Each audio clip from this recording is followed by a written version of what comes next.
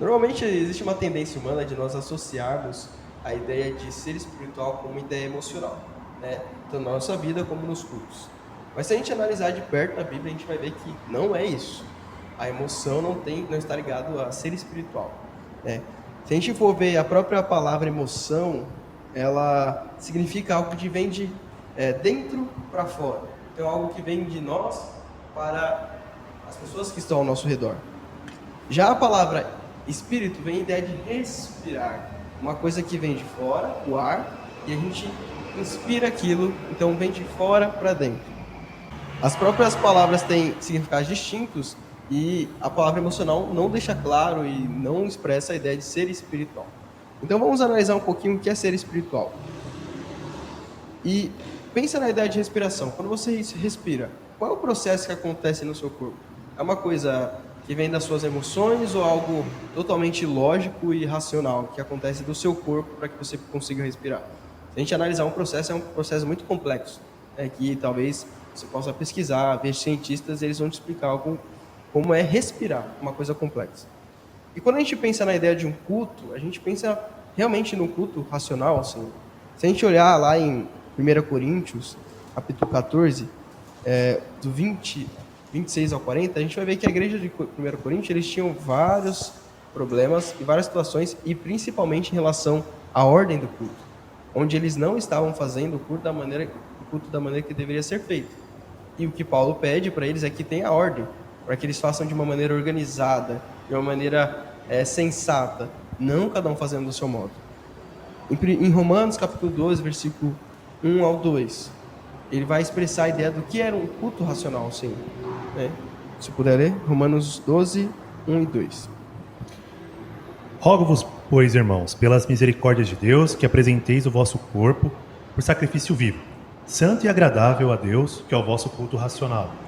E não vos conformeis com este século, mas transformai-vos pela renovação da vossa mente, para que experimenteis qual seja a boa, agradável e perfeita vontade de Deus.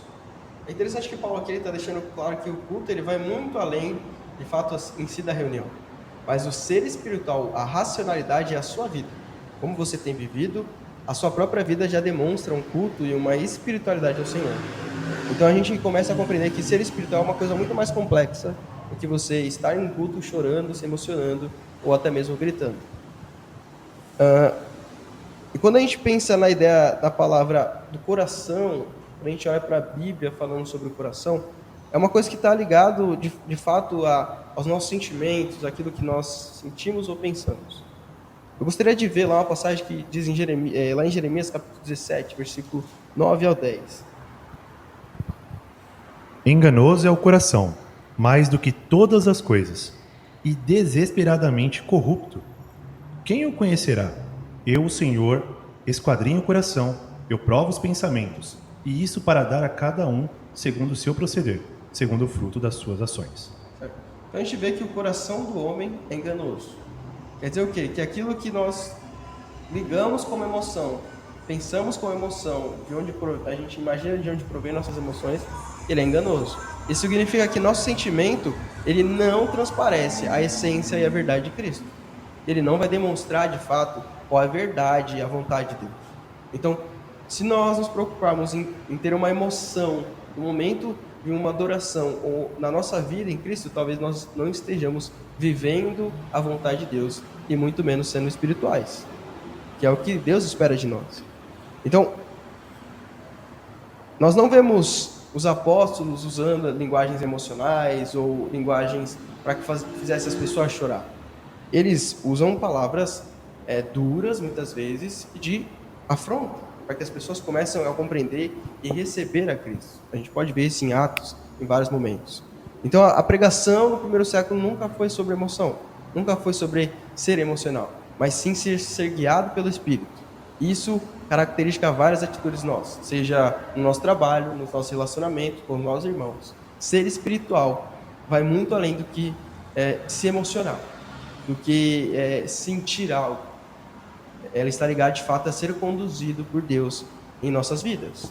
E a pergunta é, você quer ser espiritual conduzido pelo Senhor ou você quer ser emocional conduzido pelas suas emoções, pelos seus instintos? Porque se fizer isso, você não chegará à vontade de Deus e não fará aquilo que Deus espera. Quer falar alguma coisa? E é interessante, né, Nando? Porque a gente, quando é guiado pelas emoções através de Deus, porque Deus está falando algo que você fala, puxa, realmente, que bom, né? A alegria, segundo Deus, né? Exato. Produz bons frutos. É muito bom saber que Deus quer guiar a gente às verdadeiras emoções, verdadeiro amor e tudo mais. Sim. Muito legal. De fato, em certos momentos a gente pode se emocionar ouvindo um cântico ou uma oração, não é errado você se emocionar. Mas quando voltamos o nosso coração para o Senhor, a emoção está ligada àquilo que o Senhor mostrou para nós, não a nós mesmos. Então, a pergunta que eu queria deixar é: estamos fazendo a vontade de Deus? Você tem feito a vontade de Deus? Se você tem dúvida disso, né, estamos à disposição para suas dúvidas. Podem nos contatar, se precisar de estudo, estamos à disposição. Deus abençoe a todos.